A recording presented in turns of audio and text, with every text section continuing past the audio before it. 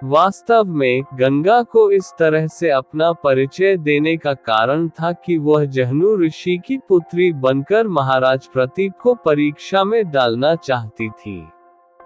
यह उनकी ध्यान में एक उच्च स्तर की सामाजिक और आध्यात्मिक संस्कृति का प्रतिबिंब प्रस्तुत करने का प्रयास था, जिसमें वे अपने असाधारण आत्मा और सत्य के माध्यम से विवेक और नीति को प्रकट करना चाहती थी। एक बार हस्तिनापुर के महाराज प्रतीप गंगा के किनारे तपस्या कर रहे थे। उनके रूप सौंदर्य से मोहित होकर देवी गंगा उनकी दाहिनी जांघ पर आकर बैठ गई। महाराज ये देखकर आश्चर्य में पड़ गए। तब गंगा ने कहा, हे राजन, मैं जहनु ऋषि की पुत्री गंगा हूँ और आपसे विवाह करने की अभिलाषा लेकर आपके पास आई हूँ। इस पर महाराज प्रतीप बोले, गंगे, तुम मेरी दाहिनी जांघ पर बैठी हो। पत्नी को तो वामांगी होना चाहिए, दाहिनी जांघ तो पुत्र का प्रतीक है, अतः मैं तुम्हें अपने पुत्रवधू के रूप में स्वीकार करता हूँ। ये सुनकर गंगा वहां से चली गई। अब महाराज प्रतीप ने पुत्र प्राप्ति के लिए घोर तप करना आरंभ कर दिया। उनके तप के फलस्वरूप उन्हें पुत्र की प्राप्ति हुई, जिसका नाम उन्होंने शांतनु रखा। शांतनु के युवा होने पर उसे गंगा के साथ विवाह करने का आदेश दे महाराज प्रतीप स्वर्ग चले गए। पिता के आदेश का पालन करने के लिए शांतनु ने गंगा के पास जाकर उनसे विवाह करने के लिए निवेदन किया। गंगा बोली, राजन, मैं आपके साथ विवाह तो कर सकती हूँ, किंतु आपको वचन देना होगा कि आप मेरे किसी भी कार्य में हस्तक्षेप नहीं करेंगे। शांतनु ने गंगा के कहे अनुसार वचन देकर उनसे विवाह कर लिया।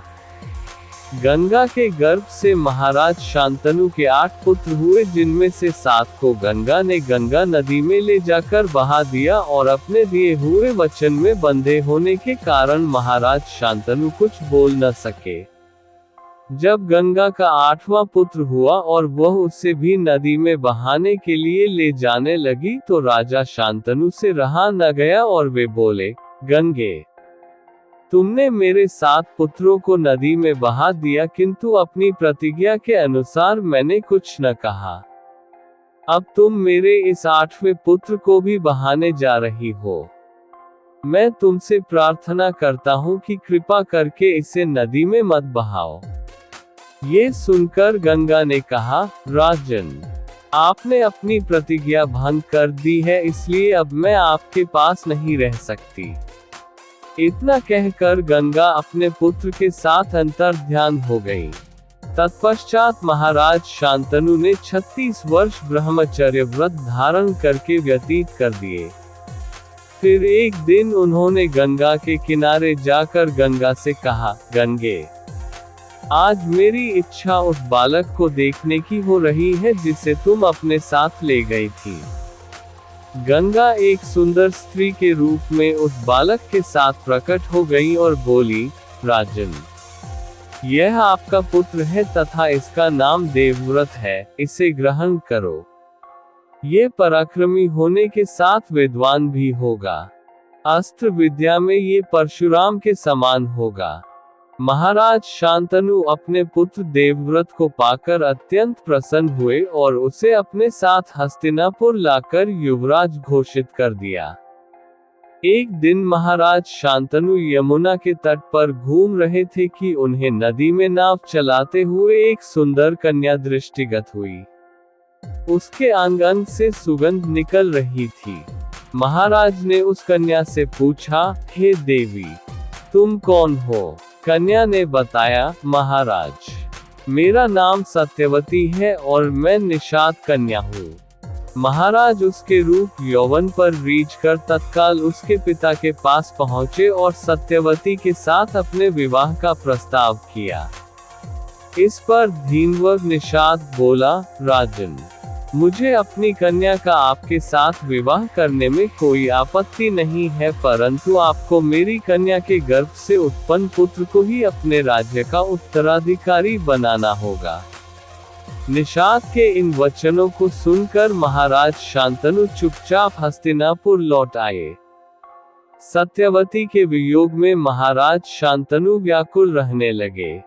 उनका शरीर दुर्बल होने लगा। महाराज की इस दशा को देखकर देवव्रत को बड़ी चिंता हुई। जब उन्हें मंत्रियों के द्वारा पिता की इस प्रकार की दशा होने का कारण ज्ञात हुआ तो वे तत्काल समस्त मंत्रियों के साथ निषाद के घर जा पहुंचे और उन्होंने निषाद से कहा, हे निषाद, आप सहर्ष अपनी पुत्री सत्यवती का विवाह मेरे पिता शांतनु के साथ कर दे। मैं आपको वचन देता हूँ कि आपकी पुत्री के गर्भ से जो बालक जन्म लेगा वही राज्य का उत्तराधिकारी होगा।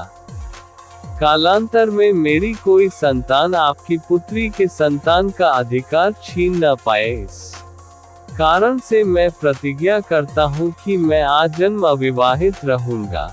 उनकी इस प्रतिज्ञा को सुनकर निषाद ने हाथ जोड़कर कहा, हे देवव्रत, आपकी यह प्रतिज्ञा अभूतपूर्व है। इतना कहकर निषाद ने तत्काल अपनी पुत्री सत्यवती को देवव्रत तथा उनके मंत्रियों के साथ हस्तिनापुर भेज दिया। देवव्रत ने अपनी माता सत्यवती को लाकर अपने पिता शांतनु को सौंप दिया।